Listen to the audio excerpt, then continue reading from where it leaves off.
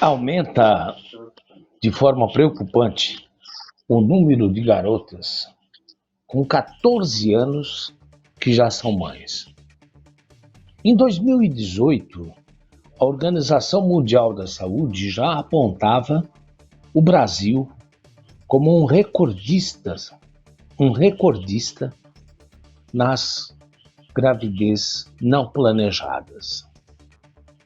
Agora, em 2021, a situação fica um pouco mais preocupante.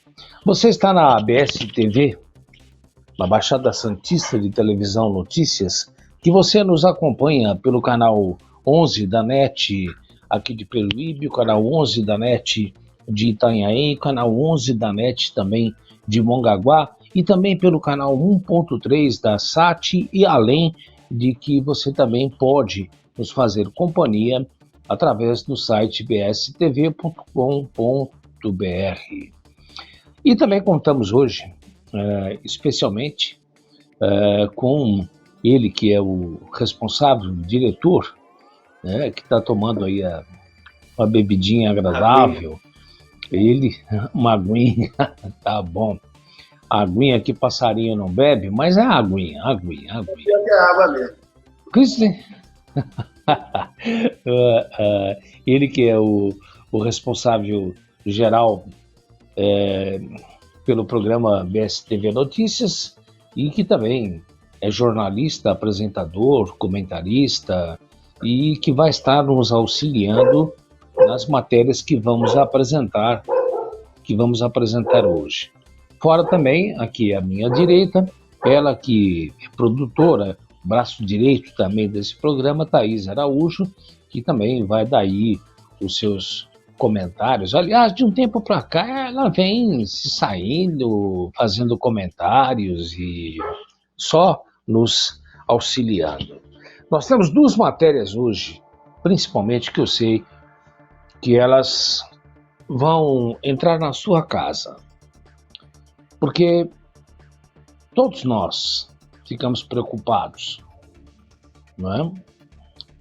A primeira, que eu já vou colocar e vou abrir para que vocês também possam participar, o Kristen também, a Thaís também, aumenta o número de garotas que aos 14 anos já são mães.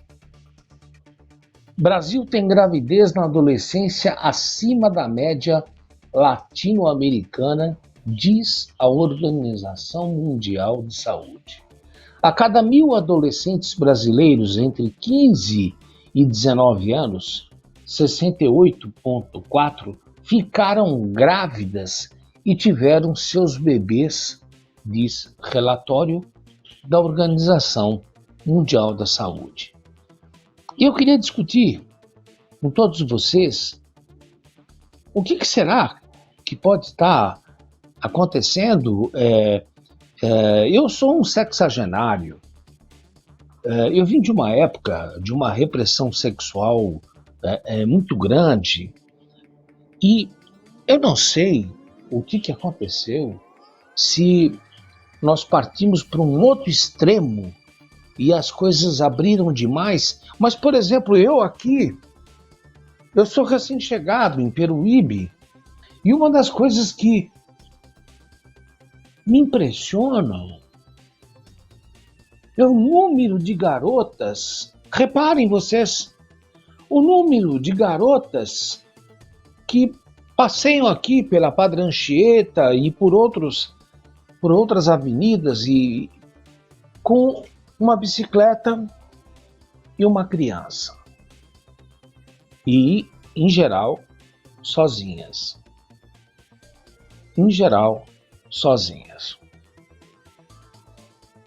Eu não sei se isso é influência da televisão, se isso é influência do comportamento que nós temos hoje de uma certa liberdade, né? A Thaís estava aqui me lembrando também, antes de começarmos o programa, a respeito dos pancadões. E os pancadões, nós sabemos que, inclusive, ocorrem em relações sexuais.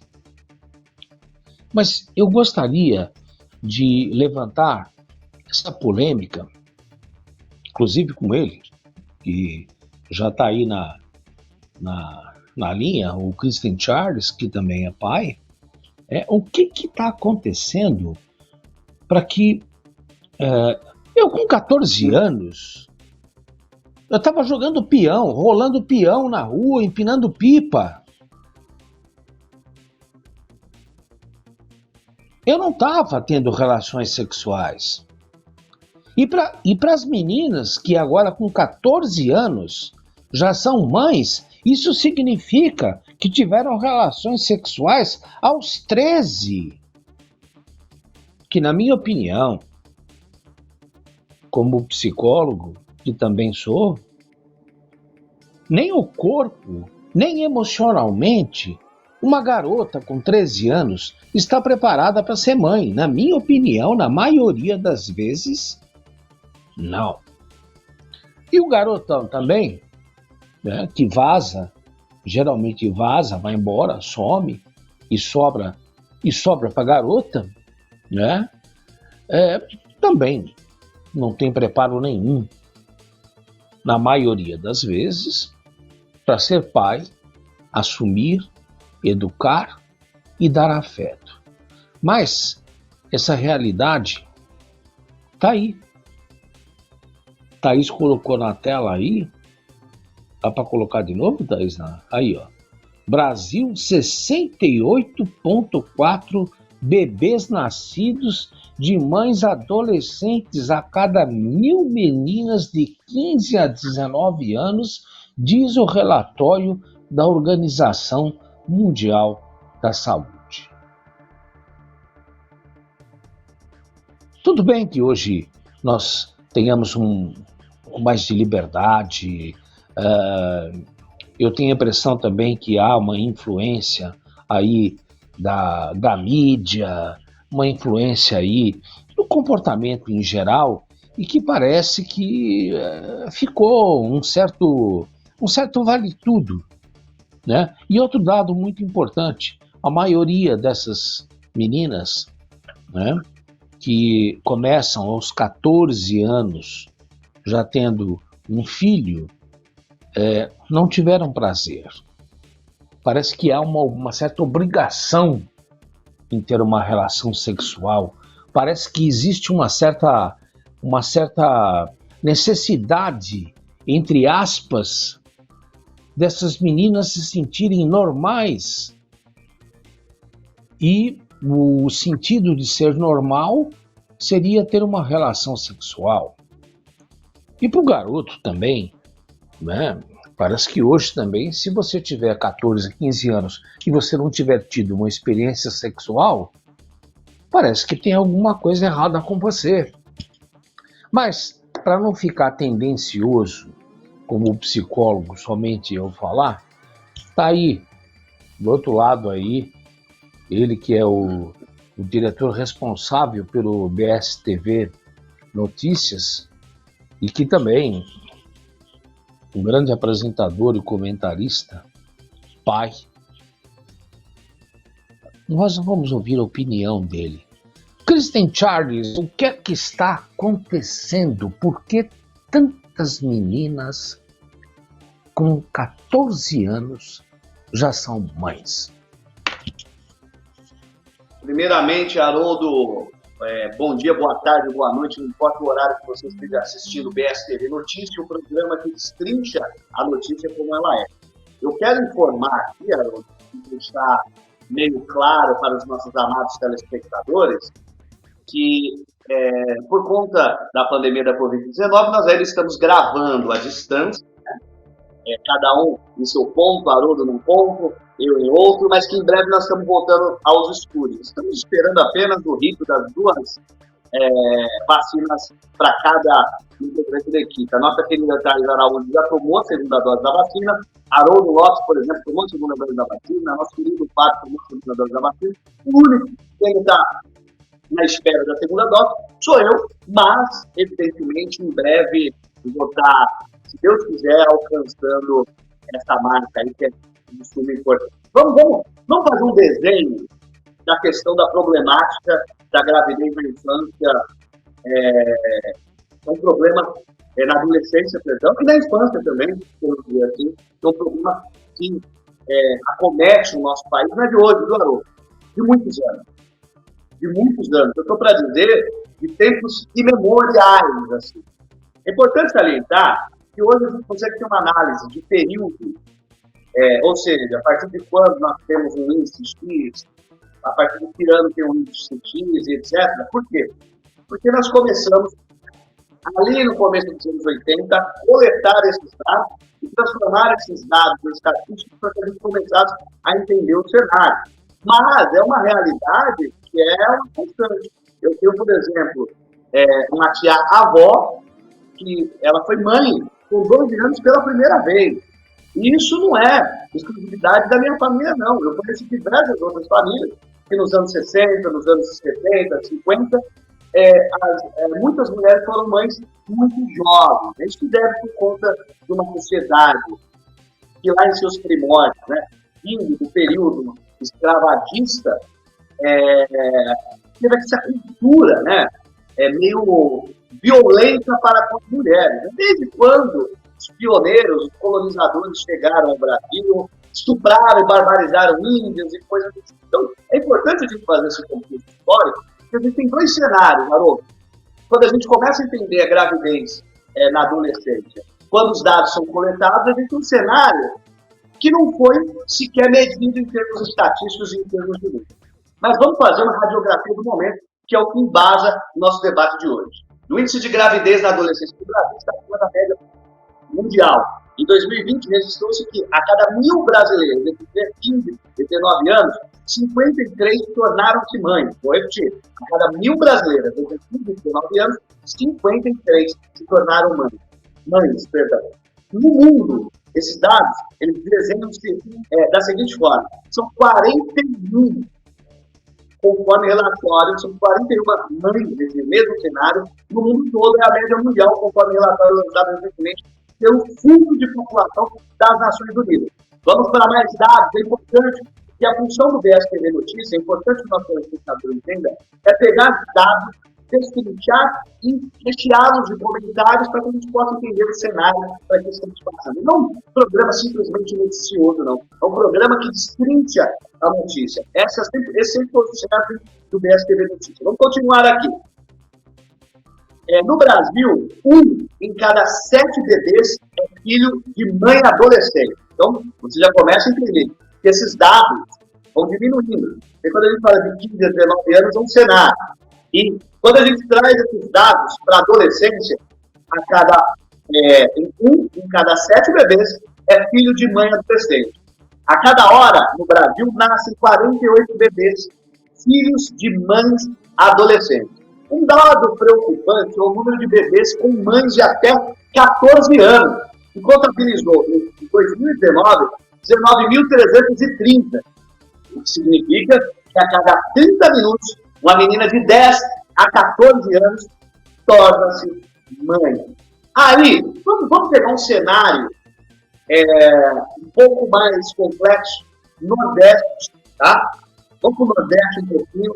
Eu gosto de destrinchar dados para que a gente entenda cada setor, cada região, o que esses números dizem para a gente. De cada 100 mulheres que tiveram filhos em 2020 na Bahia, uma tinha 14 anos, até 14 anos, ou seja, de 10 até 14 anos. São números preocupantes, mas é triste dizer isso e afirmar, não muito diferentes do que vem acontecendo ao longo do tempo na história desse país. Aí, eu faço questão de trazer aqui uma reportagem extremamente importante, que ela destaca o autor da reportagem aqui, que eu não consigo localizar. Isso. É o Clóvis, sim. Clóvis Siqueira, está aqui. Guarujá reduz gravidez na adolescência em 40%. Então vamos lá. Eu quero pegar o cerne dessa questão. Comparativo do número de nascidos vivos entre 2017 e 2020 mostra que as estratégias adotadas na rede municipal de saúde de Guarujá evoluíram consecutivamente, o equivalente a 10% por ano. Uma das principais ações é a disponibilização de contraceptivos subcutâneos Implanon, né, que é o contraceptivo que é distribuído nas redes de saúde. Em Guarujá, as políticas públicas adotadas pela Prefeitura para o planejamento familiar apresentam resultado positivo.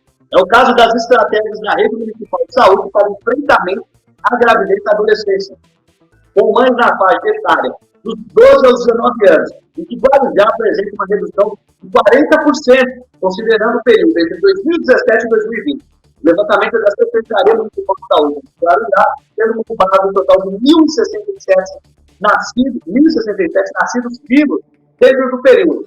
A queda de 40% diz respeito aos 198 nascidos vivos percebidos em 2020, antes 329 referentes a 2017. Esses números, e aí é importante que a gente destaca, mostra uma coisa.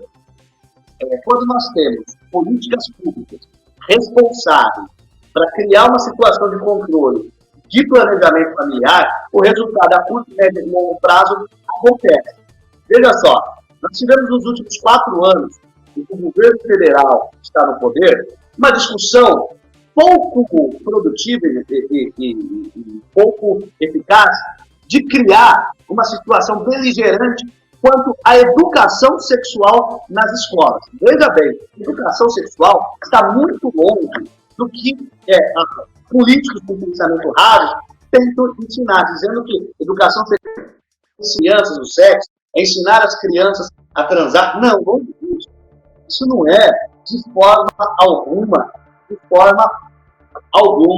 isso não é ensinar sexo. Educação sexual é ensinar planejamento familiar também de forma responsável. É criar na cabeça das crianças o conhecimento técnico biológico de que existe um momento certo, existe uma situação certa para que você engravide. Não é na adolescência. E não é na adolescência. Como você faz isso? Ensinando que precisa se proteger. Ensinando que você tem diversas formas contraceptivas para que você não gere crianças por outras crianças. É um processo todo educacional. Então, quando você reduz esse tipo de debate sério, e que na escola tem que discutir a questão de ensinar como você não engravidar, os métodos contraceptivos, a biologia que leva à geração de uma criança, e você está ensinando esses jovens noções muito claras de planejamento familiar. Planejamento familiar, é importante dizer que no Brasil, desde sempre foi discutido nas escolas, sim. Nós tivemos períodos de redução consideráveis, nos anos 80, até início dos anos 2000. Isso foi algo que foi muito sanado. Eu vejo uma geração, estou muito orgulhoso de dizer isso, que foi a primeira geração de jovens em período de 10 anos que conseguiram reduzir consideravelmente o número de adolescentes grávidas na adolescência. Isso por quê? Porque nós tínhamos nas escolas aulas, palestras, que nos informava a importância do planejamento familiar, a importância de adotar meios contraceptivos. Hoje, quando esse debate é reduzido meramente à questão religiosa, que se fala, não, contraceptivo é errado, transar com proteção é errado, não, o certo é não transar, ou coisa do tipo. Esse tipo de informação muito vazia, sem ser muito efetiva, acaba criando adolescentes com informação, e adolescentes com informação vai acabar cedendo aos seus desejos, muitas vezes, infelizmente, sem o conhecimento de como se proteger, e aí nós temos esses números alarmantes. É uma questão de questão pública, de políticas públicas, e que é importante, Haroldo Lopes, só para concluir meu raciocínio, um planejamento político e estratégico de políticas públicas boas para enfrentar essa questão está alarmante. Inclusive, a gente precisava pensar nos dados dessas mães adolescentes que morrem de complicação na gravidez, que é um outro número considerável. Ô, Cristian, você colocou aí de forma muito contundente a situação da educação sexual nas escolas, planejamento e tudo mais. Vou fazer uma pergunta a você, porque você é pai. Você também não acha que tudo isso deveria começar também dentro de casa, essa educação sexual, você mostrar para o seu filho, para sua filha, que o sexo é bom, amor é ótimo, mas que nós temos um tempo, um amadurecimento para que tudo isso seja feito de forma prazerosa para ambas as partes. Porque eu li uma reportagem numa revista de veiculação nacional recentemente, que muitos pais optam por permitir que os seus filhos fiquem dentro de um quarto, o namorado, a namorada, porque acham que é mais seguro, não vão estar diretamente ligados à violência, e parece que essa preocupação de uma gravidez não planejada vai para segundo plano.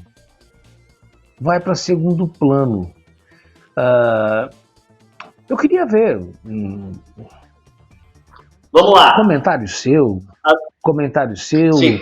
também aqui da Thaís, também, que também é mãe.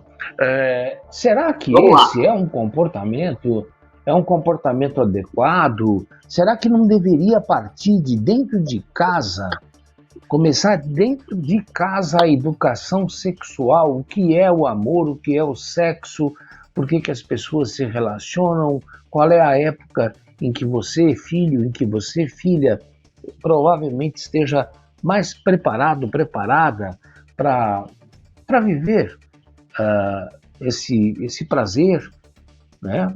Para reproduzir. Né? Eu tenho a impressão que a gente colocar muito para a escola, entendeu? Eu acho que é algo que muitas famílias estão errando. Vamos deixar que a escola tome providências, que as escolas eduquem. E eu, pai? E eu, mãe? Qual é o meu trabalho? Sim. Qual é a minha obrigação em tudo isso? Jogar para a escola? Não. Haroldo, deixa eu aproveitar aqui e continuar valorando o nosso debate com dados. Né? É importante quando a gente valora nosso debate com dados, porque nós vamos informando a população de um jeito responsável. Presta atenção, uma matéria da BBC, né, uma das principais redes de comunicação pública desse planeta, diz que a gravidez é a maior causa de morte entre adolescentes no mundo. Uma organização de defesa dos direitos da infância afirmou que a gravidez é a principal causa de morte entre adolescentes em todo o mundo. A Save the Children, com sede na Grã-Bretanha, diz que pode parecer paradoxal que o processo de nascimento acabe se tornando a principal causa de morte de adolescentes no mundo. Gestações e partos causam anualmente falecimento ou sérias lesões em 1 milhão de adolescentes. A maior parte dos jovens com poucos recursos, pequeno acesso à educação e moradora de países em desenvolvimento, como é o caso do Brasil. E mais uma vez você repara, nós estamos falando aqui, a matéria da BBC destaca a questão da educação, né, falta de recursos e um país em pleno desenvolvimento onde a desigualdade social impera.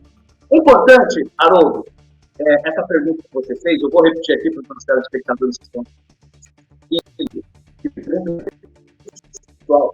a sexo, a discussão do planejamento familiar, eu prefiro, até porque eu acho que o sexo causa tanta polêmica, o peso dessa palavra, sexo, e ela é tão deturpada que eu prefiro tocar sempre nesse tema, tratando da seguinte forma: planejamento familiar. Então, eu quero tratar dessa forma para a gente conseguir avançar um debate com mais qualidade, é o que a gente precisa. A gente precisa chegar no cerne da questão, no cerne do problema, e não ficar com polêmicas vazias que vão trazer poucos resultados.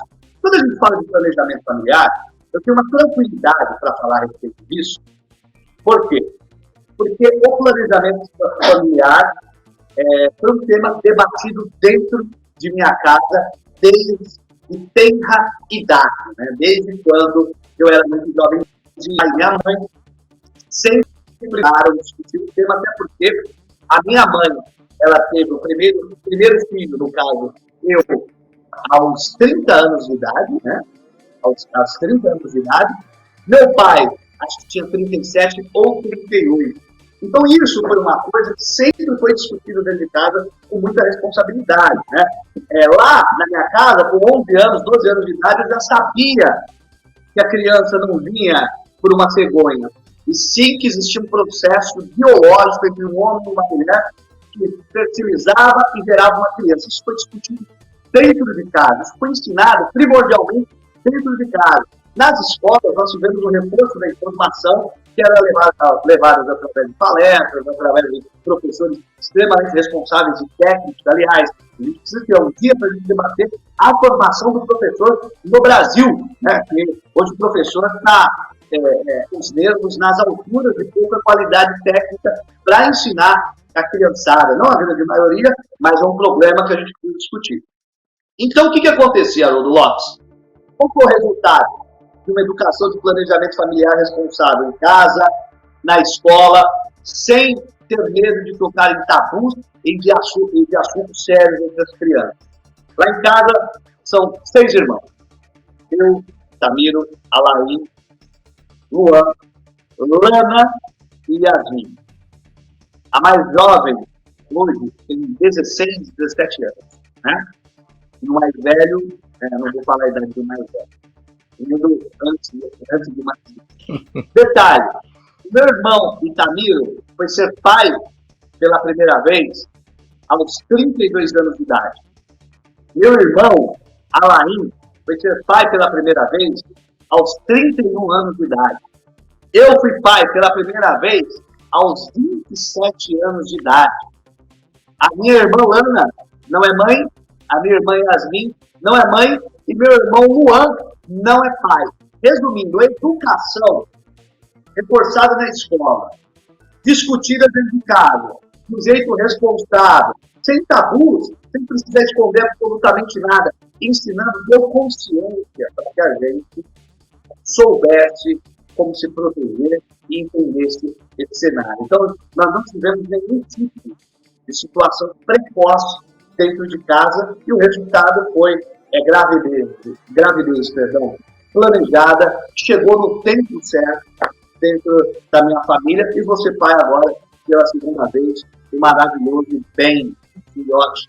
E a mãe do meu filho, 24 anos de idade, sendo mãe pela primeira vez agora, casada, com todo um história, respeitando o tempo certo. Então, isso foi uma coisa que foi educada, né?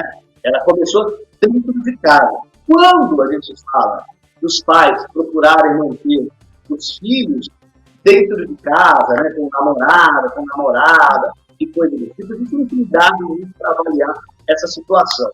Mas eu digo que nos meus relacionamentos, quando mais jovem, eu tinha um espaço dentro da minha casa. Eu tinha um espaço dentro da minha casa, que era o meu quarto, extremamente respeitoso, né? Eu sabia como eu deveria respeitar meus pais, eu sabia como eu deveria respeitar a minha família, porque eu tive uma educação pregressa que me permitiu entender isso daí.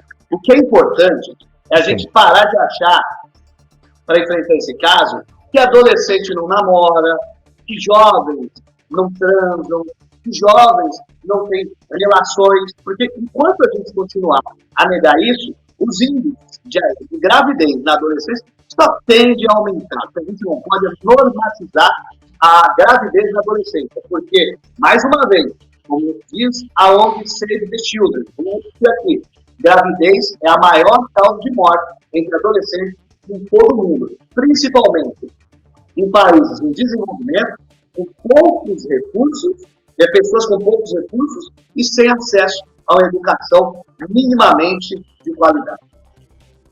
Ô, Cris, você tocou num aspecto que eu acho, como psicólogo, eu acho importante, que você tinha o seu quarto, e esse quarto,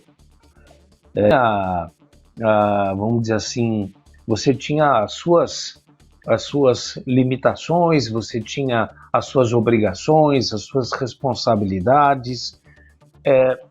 Você também não acha que, de certa forma, nós adultos é que estamos um pouco perdidos em relação a colocar o que pode e o que não pode, né? Parece que as pessoas têm uma certa dificuldade de falar, olha, não pode,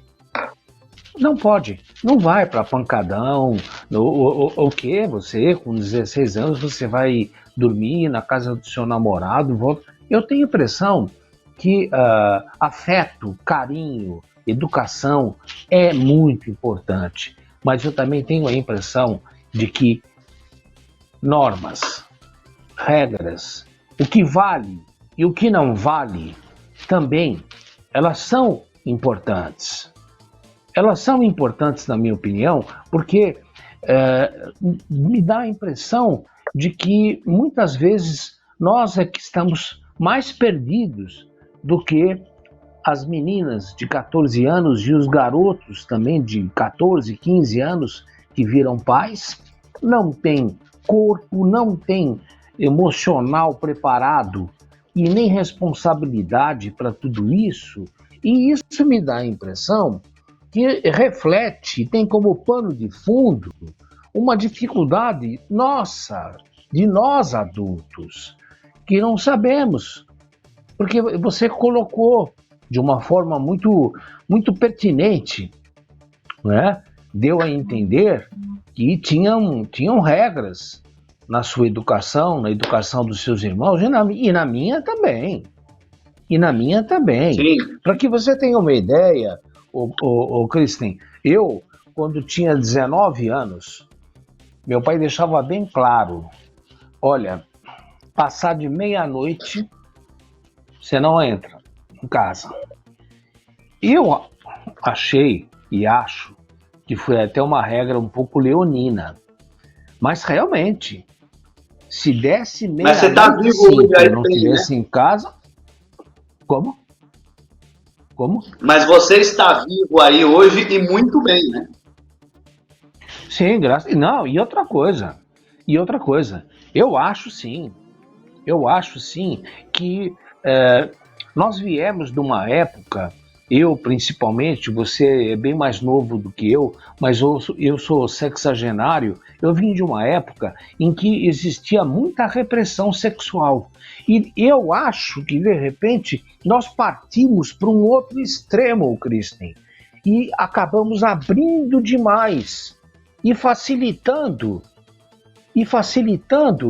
para esses percentuais dessas meninas e desses meninos sem a menor condição emocional de assumir uma criança. Mas eu acho que o pano de fundo disso também tem o estado de os adultos estarem um pouco perdidos em relação ao que se faz com a sexualidade. Olha aí, uma menina dessa, olha aí, se ela tem condições de assumir essa criança. O Kristen, deve estar gostosa essa bebida aí, né? Aguinha, né? É uma água, estou tomando uma água aqui. Aguinha. Ô, Kristen, eu queria que você aí finalizasse aí as suas conclusões. Eu tenho certeza. Porque nós temos uma segunda matéria que eu sei que você está bem a par e que também chocou a população brasileira. Então, que você desse aí as suas conclusões a respeito da gravidez não planejada e também, na sua opinião, o que poderíamos fazer pedagogicamente para, vamos dizer assim, educar, né, a nós, adultos, e também a esses adolescentes que, infelizmente, aumentam as estatísticas de um despreparo, né, e um aumento populacional não planejado. E daqui a pouco o Christian Charles vai comentar a respeito daquele crime, não é isso, Thaís? Hein, Thaís? É um crime que chocou. Um crime que chocou o país. Aí, ó. Marido mata a esposa, procura a polícia simulando o sumiço da vítima e é preso. E ele está a par dessa situação. Ô, Christian, faça as suas conclusões a respeito da gravidez planejada, para que a gente possa ter tempo e partir para essa segunda matéria que eu sei que você está bem a par e vai poder informar a população. Christian. Vamos lá. É importante a gente deixar muito claro para os nossos telespectadores que estão acompanhando em casa que essa não é uma questão que se resume um pouco mais de meia hora, 40 minutos de um programa de televisão, não. Ela é uma questão muito séria e que precisa ser estudada, acompanhada de perto por gestores públicos capacitados, técnicos, que defendam, acima de tudo, uma educação de qualidade, porque esse cenário de gravidez na adolescência, ele se intensifica muito quando a gente leva para as classes sociais de maior vulnerabilidade socioeconômica, em maior dificuldade. Então, a gente tem que entender que isso é um problema social que só vai se resolver com planejamento, com políticas públicas, como aconteceu, a exemplo da Prefeitura do Guarujá, que foi extremamente séria e correta para procurar uma resolução sobre este problema, né? Quanto à questão de que os adultos estão perdidos para enfrentar essa situação, eu não tenho dúvidas, viu, Alan? É só a gente parar para pensar que os nossos gestores públicos são responsáveis por essas políticas públicas para a diminuição desses índices, são adultos, ou seja, eles estão muito perdidos, não poucos perdidos. Mas a queda desse índice passa por uma educação de qualidade séria, passa também por investimento na sociedade de modo geral, em infraestrutura, não apenas educação, em infraestrutura, em abertura de oportunidades, para que a gente tenha, a longo prazo, uma sociedade melhor preparada e pronta para debater os devidos temas. Hoje o que a gente tem é uma sociedade que muitas vezes é informada à base da orelhada, com camisinhas, ouvindo discurso do WhatsApp, e tem pouca informação para que ela possa inserir, entender o cenário e discutir. Vamos resolver isso como? Quando tivermos uma sociedade muito bem atendida em serviços básicos, pelo poder público, com acesso à educação, acesso a oportunidades, e sem ficar achando que tudo é uma questão de tabu ou meramente religiosa. Não, nós temos um problema, que é a gravidez precoce, e nós precisamos enfrentar esse problema com uma série de políticas públicas para que a gente possa reverter esse cenário. Eu não tenho dúvidas, viu, Haroldo Lopes, que nós vamos conseguir se tivermos vontade e seriedade para enfrentar a questão.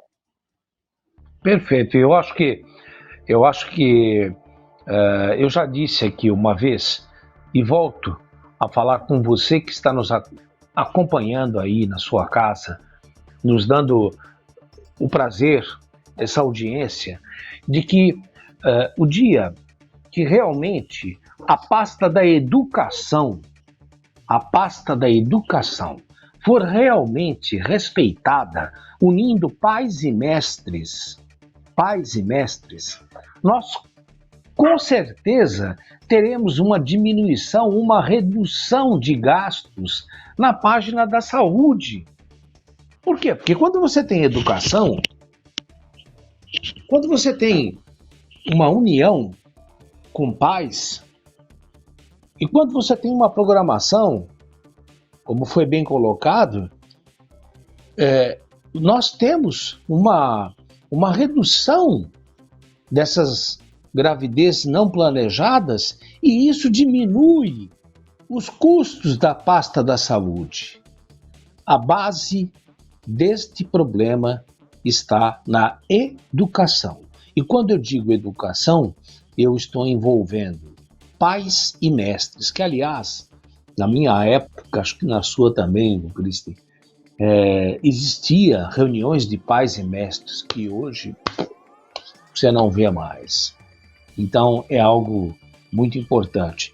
Gente, daria para fazer 2, 3 programas abordando esse assunto.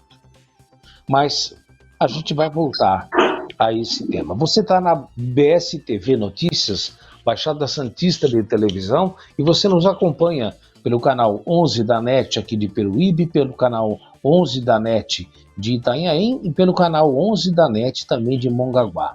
Você também nos acompanha através do canal 1.3 da SAT e também pelo nosso site bstv.com.br. E antes de passar para a segunda matéria, polêmica, chocante, vamos falar um pouquinho de coisa boa, né? Vamos falar um pouquinho de coisa boa. Olha, não precisa nem anunciar. A Thaís já colocou no ar. Aí, a churrascaria dos motoristas. É um lugar que você tem que parar. Aliás, já estamos convidados, eu, você,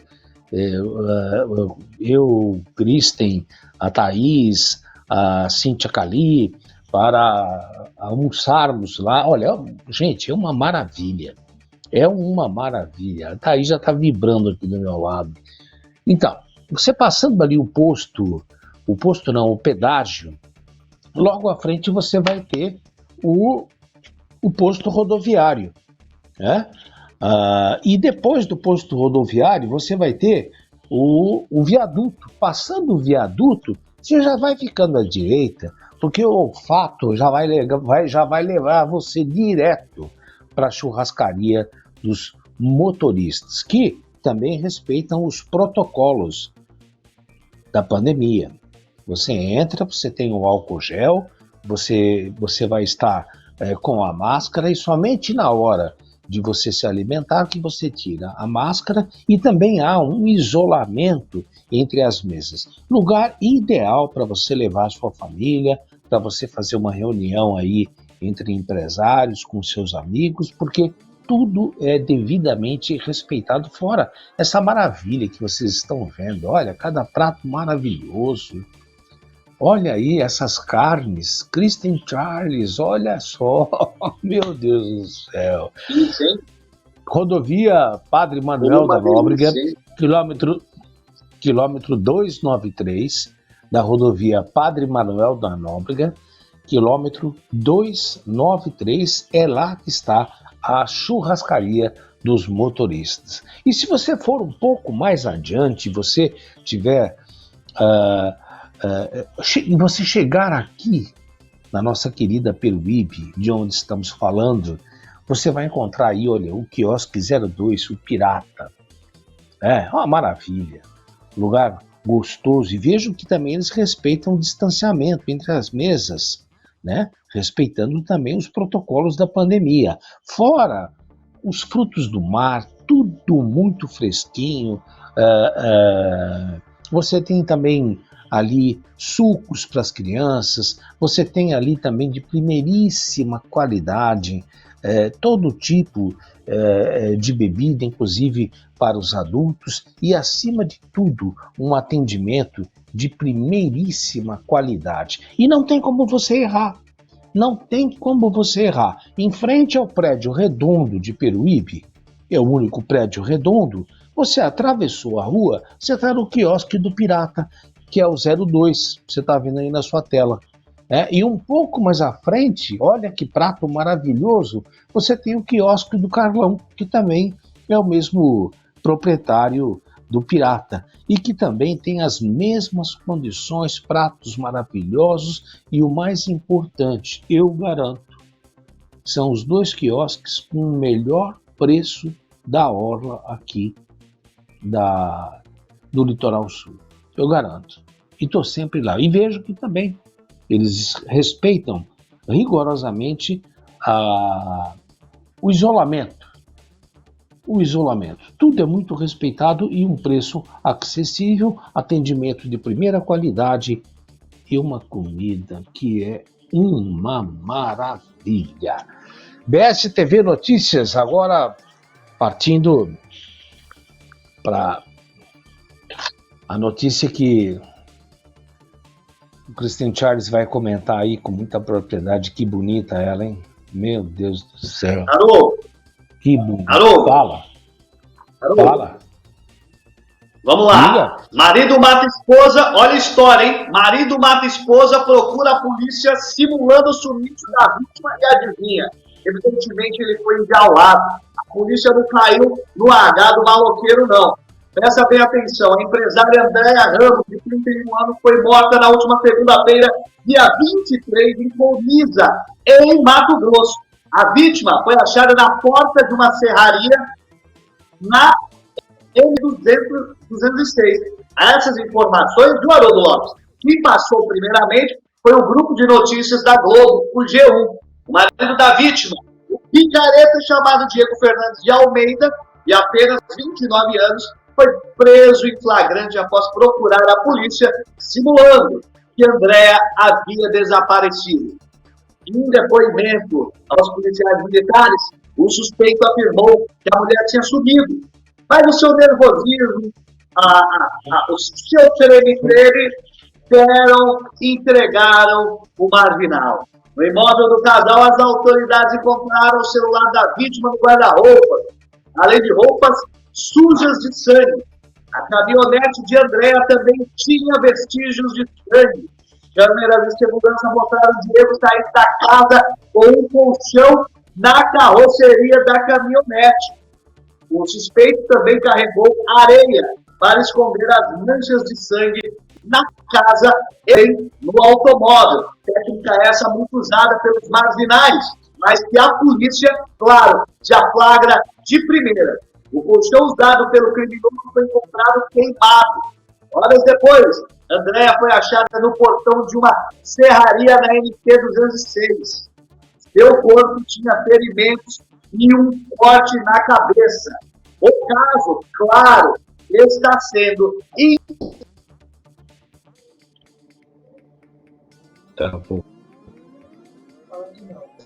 está acompanhando as imagens dessa moça de apenas 31 anos de idade. Aconteceu essa situação aí em que o marido foi enjaulado. Para quem quer saber o que é serraria, que é um termo muito popular na nossa região, serraria é o quê? Andaime de paus roliços destinado à operação de desdobro de touros ou de peças grandes de madeira. Ou, vamos deixar de um jeito mais simplório, estabelecimento ou oficina que se serram madeiras. Tem muitas no Mato Grosso. Que coisa, Haroldo Lopes. Uma menina tão jovem, o rapaz também jovem, envolvidos numa situação dramática como essa. A cara de pau dele transformou ele em notícia em todo o Brasil. Matou a menina, desovou o corpo e foi para a polícia dar uma de inocente. Como é um criminoso, um vagabundo da pior espécie e não soube segurar o rojão, foi enjaulado ali mesmo, preso em flagrante e vai responder por esse crime bárbaro que a polícia agora direciona ele para o crime de feminicídio. Ô, Kristen, com a sua experiência como jornalista e você também sempre voltado para essas situações, informando todo o Litoral Sul, esse me parece um homicídio triplamente qualificado, né? Além de ocultação de cadáver e induzir a justiça a erro, né? Porque mentiu e fez uma série de coisas. Tá certo o meu raciocínio? Certinho, né? É importante dizer que crimes praticados por meio cruel e perverso são outros que se enquadram como homicídio qualificado, né? Então, quando você fala em crime triplamente qualificado, você está falando de meio cruel, motivo forte e dificultação de defesa. Ou seja, é um cenário claro de homicídio triplamente qualificado, né? Agora, a polícia deve investigar quais os motivos que não devem, de forma alguma, ser justificativos, que levaram que levou este marginal a cometer este brutal assassinato. A polícia, a partir de agora, ela começa a fazer um desenho, uma radiografia do que pode ter acontecido. Ela vai tentar extrair desse vagabundo a informação. Só que muitas vezes, Haroldo Lopes, o vagabundo, já orientado pelo seu advogado de defesa, procura ficar calado porque a Constituição garante que ele não pode. Ele tem a opção de não produzir prova contra si mesmo. A partir deste momento, é um trabalho sério da polícia científica, dos peritos, que vão tentar redesenhar toda a trajetória da Andréa e por que ela foi assassinada. Quando nós temos o celular no guarda-roupa da casa, muqueado, a gente já presume em um primeiro momento que o cara teve acesso ao celular. E aí a polícia começa a fazer todas aquelas questões, primeiramente internas, antes de se transformar em uma ação investigativa mais efetiva. Será que ele encontrou algo no celular que ele não gostou? Era um homem ciumento, possessivo, provavelmente. É isso que eu ia perguntar. E isso acaba gerando isso. Eu ia perguntar a você.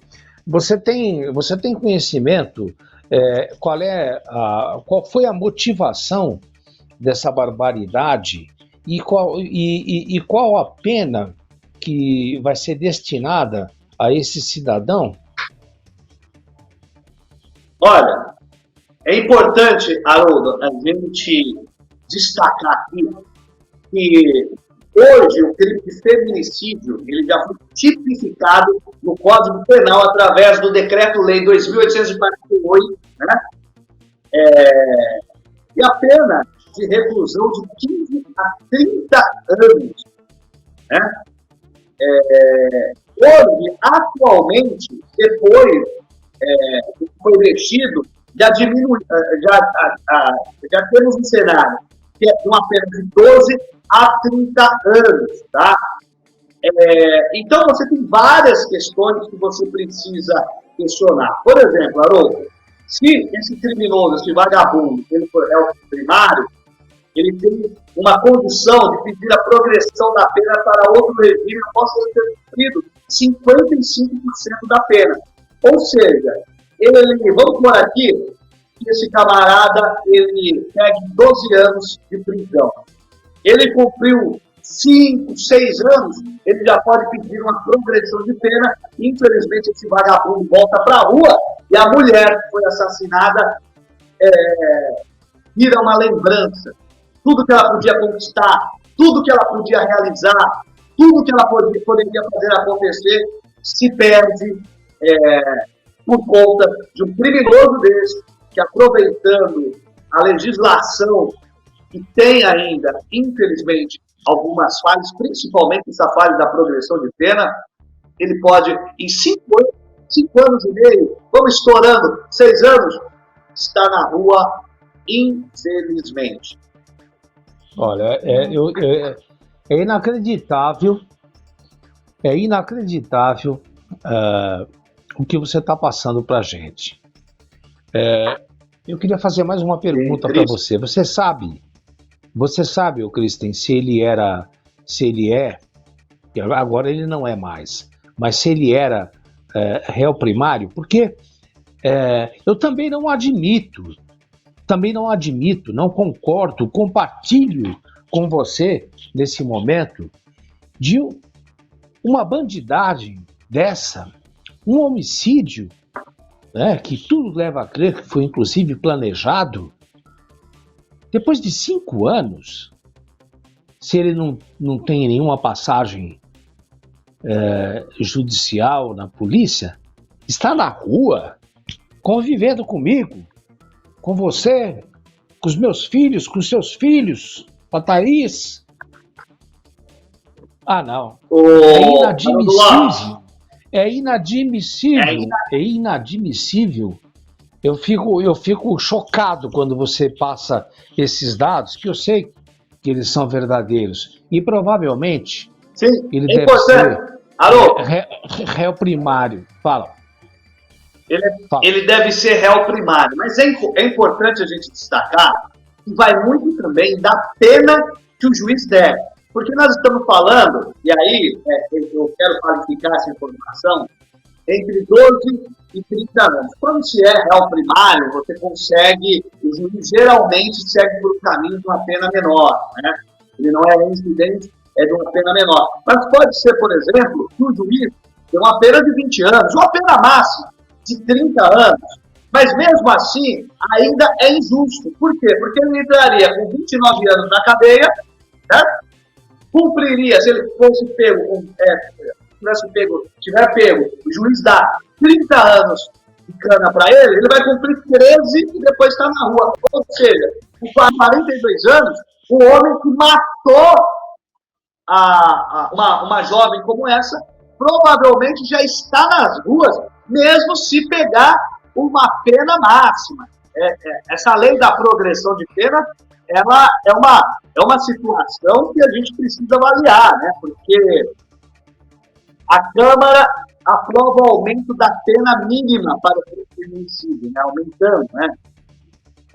Recentemente. Agora, eu queria... Então, eu também queria fazer uma pergunta para você. Complicada. Eu queria também fazer uma pergunta para você. Eu sei que você... Haroldo, você tá Haroldo, bem... Você tá bem... Só para corrigir, Haroldo, só para corrigir.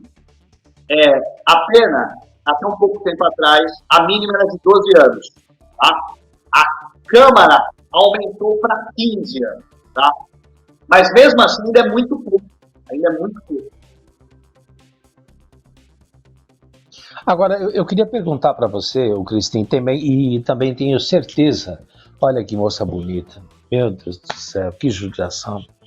Eu tenho certeza que também você que está nos acompanhando aqui pela BSTV Notícias, a gente sempre pergunta, e é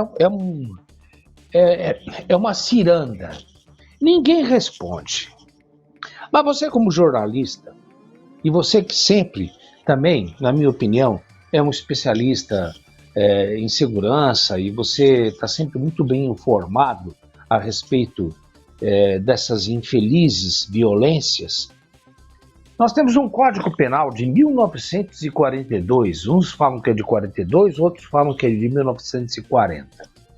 Na sua opinião, Cristin Charles, jornalista, apresentador aqui também da Baixada Santista, o que acontece que o Congresso não muda o Código Penal? Porque é um absurdo o que você colocou aqui para todos nós. É um absurdo o indivíduo, depois de 10, 12, 5 anos, estar na rua e essa moça incinerada, cremada e nunca mais volta. O que acontece, na sua opinião, jornalista Cristin Charles, que esse Código Penal não se modifica? Eu acho que são vários fatores, né, que acabam afetando essa questão aí. Né? Geralmente, quando a gente tem um crime que sensibiliza a sociedade, você tem essas mudanças que a sociedade precisa e que a literatura judiciária precisa. Né? Nós vemos o exemplo que esses casos frequentes de feminicídio já constituem uma grande conquista. Se antes a pena mínima era de 12 anos, hoje a pena mínima é de 15 anos. E já existe uma corrente dentro da Câmara discutindo essa alteração aí do Código Penal para que a pena mínima seja anos. E com a progressão, o cara cumpre pelo menos 10. Só que daí, Haroldo Lopes, nós temos uma outra questão, que é a questão carcerária no Brasil. Falta-se uma estrutura de melhor qualidade para que a gente possa ter uma estrutura carcerária para conseguir manter as pessoas presas. Nós estamos com os presídios todos superlotados. E não basta construir apenas presídios, não. Nós precisamos melhorar, como eu já disse aqui no começo também, toda a questão de infraestrutura para que o cidadão ele não incorra em crimes. A gente precisa diminuir esses crimes de menor potencial ofensivo, com oportunidade, com empregabilidade, e coisa do tipo, para que a gente tenha nas prisões espaço para colocar esses verdadeiros monstros. Nós precisamos combater o narcotráfico nas fronteiras e o narcotráfico na base, de um jeito muito eficiente, conseguir barrar isso daí para que a gente tenha uma população carcerária respondendo menor, para que a gente possa colocar todos os criminosos hediondos numa jaula, deixá-los trancados lá, e quem quiçá perder a chave, deixa esses desgraçados lá. Então nós temos várias questões, que passam desde a questão política social, administrativa, que tem que gerar oportunidades para aquelas pessoas em condições de vulnerabilidade, não que justifique, não justifica, mas a gente precisa resolver isso, porque isso resolve, em dados mostram isso, a curto, médio e longo prazo, os crimes de menor potencial ofensivo. Nós precisamos melhorar a nossa estrutura carcerária no Brasil, e aí, a posteriori, melhorar a questão da legislação, punindo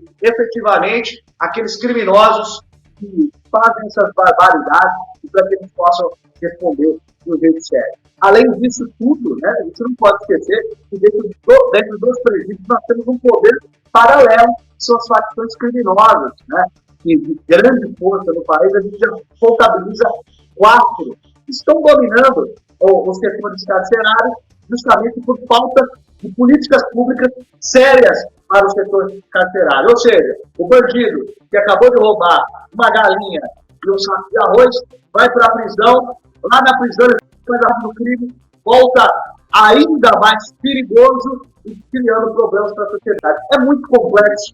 A segurança pública, geralmente em um país de terceiro mundo e em desenvolvimento como o nosso, ela é muito complexa, mas é importante a gente fazer isso que nós estamos fazendo, debatendo, cobrando, mostrando a realidade, mostrando que um criminoso que abreviou a vida de uma mulher que é jovem, de 31 anos de idade, ele vai cumprir, quando muito,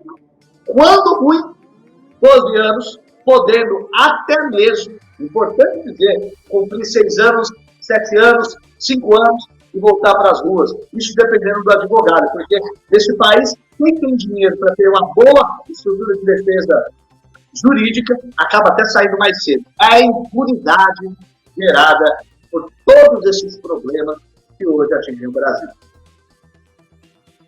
Você está na BSTV Notícias, Baixada Santista de Televisão, que você nos acompanha pelo 11 da NET aqui de Peruíbe, o 11 da NET de Itanhaém, 11 da NET também de Mongaguá e o canal 1.3 da SAT e além do nosso site bstv.com.br.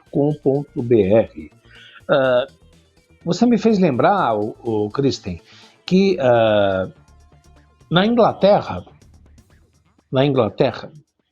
se um garoto de 10 anos de idade, eu já comentei isso aqui, vou comentar de novo.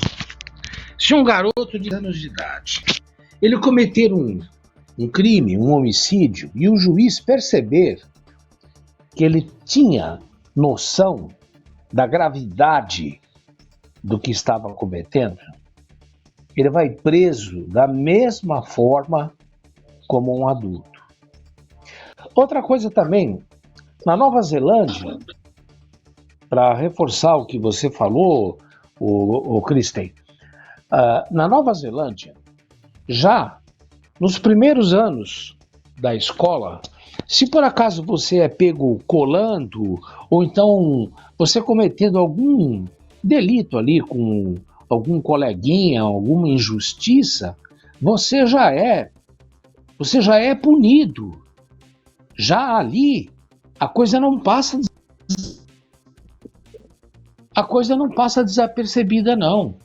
Por isso que esses países têm um baixíssimo índice de criminalidade, né? Eu acho que a educação, em primeiro lugar, o que pode, o que não pode, o que é certo e o que é errado. Ninguém tem o direito de tirar a vida de ninguém. Ninguém. E se você assim fizer, vai responder independente da sua idade. Isso eu sei que é muito polêmico, mas nesses países as coisas funcionam assim. O que você acha, Cristian? Haroldo, só para concluir aí a participação de um jeito, né, que a gente precise concluir, eu sou um cara que os meus amigos da direita dizem que pela minha preocupação com questões sociais, eu sou de esquerda demais.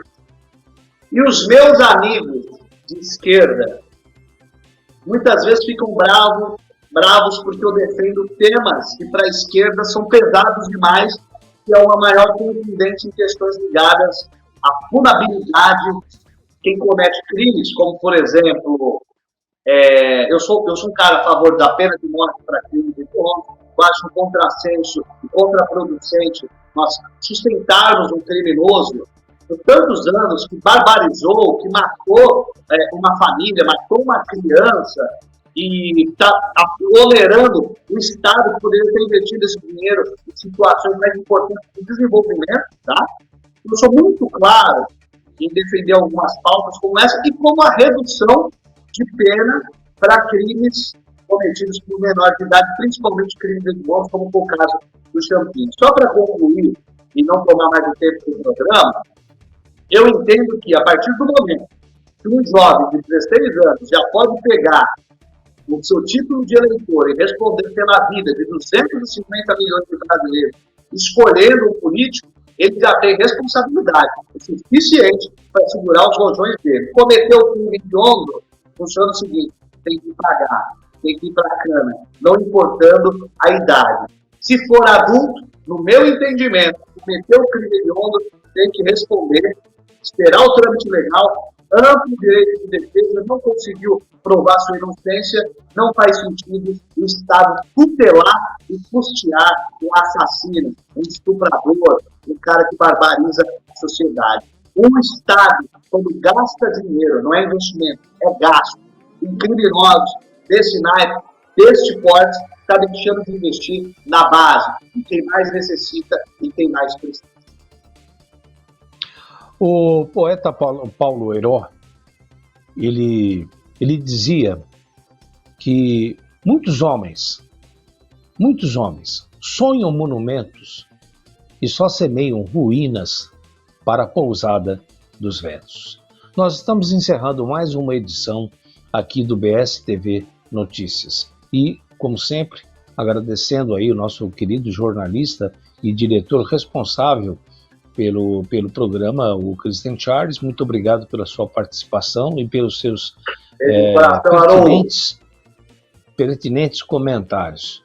A Thaisinha aí ficou quieta, mas também é outra que está sempre aqui dando os pitacos dela, os palpites dela, e também muito colabora para a veiculação desse programa. E a você que nos acompanhou até agora, muito obrigado pela sua audiência, muito obrigado por permitir com que entremos na sua casa. E nós voltamos amanhã, se Deus quiser, e como o Cristian também sempre fala, e ele há de querer. Até amanhã, gente. Fiquem com Deus. Até mais.